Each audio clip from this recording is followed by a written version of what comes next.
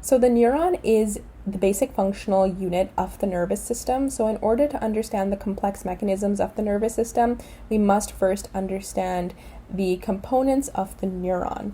So beginning from the top, we can see over here that we have our cell membrane. Now the cell membrane is pretty common amongst most cells found within living organisms. Now, we can see these projections over here known as the dendrites. The dendrites are responsible for receiving the signal from neighboring neurons. So we can see, if we look closely, we can see this faded diagram of a neighboring neuron, and it's going to communicate with this neuron and send a signal to its dendrites. Now, this body over here at the top, the circular body with those projections, is referred to as the cell body or the soma. And at the center of the soma, we have our nucleus. Now, here we have this tube-like structure, and that tube-like structure is referred to as our axon. Now, the axon and the cell body are connected to each other via the axon hillock.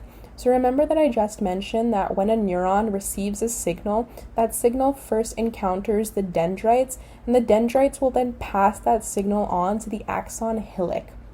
Now, the axon hillock is the location at which the signals will summate, and the neuron will decide whether an action potential will occur or not.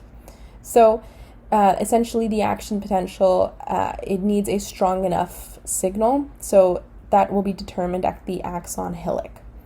Now, if we take a closer look at the axon over here, we can see that we have these little blue blankets wrapping around the axon, and those blue blankets are referred to as the myelin sheaths. And the myelin sheaths are essentially this fatty layer that prevents ions from leaking through.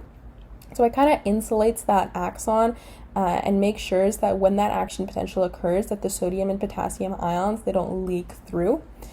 The myelin sheath also allows the action potential to actually occur more quickly because remember that we're preventing that possible leakiness.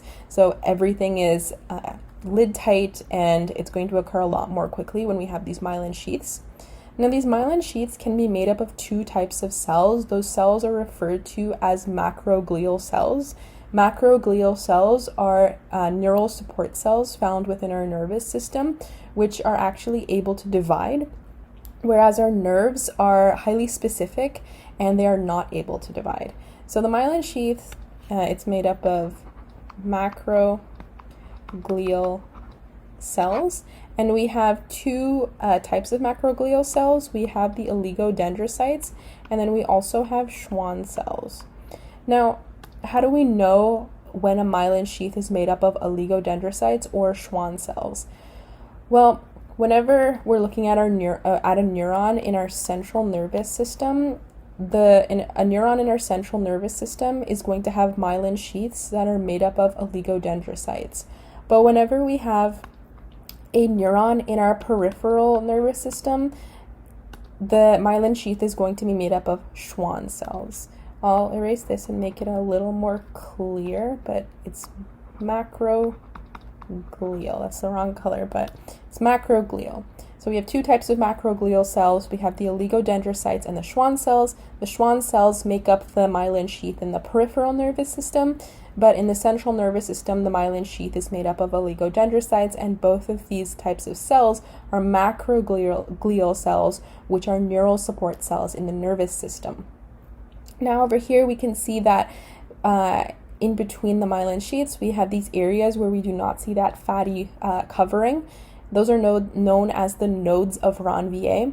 So we're not going to go too much detail in this video because we're just covering the components of the neuron, but essentially the nodes of Ranvier also plays part in making sure that the action potential occurs very quickly. Now at the end of our axon we have the axon terminal and the synaptic end bulbs. So this is where neurotransmitter will be released, and that neurotransmitter will be passed on to another neighboring neuron, and that signal is going to be received by that neighboring neuron once again through the dendrites. So this process is all connected. Each neuron goes from dendrite to axon terminal. We receive the signal at this end, and then we transmit the signal at the other end. So once again, to quickly overview, we receive the signal at the dendrites. The signal is processed at the axon hillock. The axon hillock also connects the cell body and the axon. The axon is where the action potential is actually going to occur, and that axon is covered by these myelin sheaths, which insulate the axon and prevent the leakiness of the ions.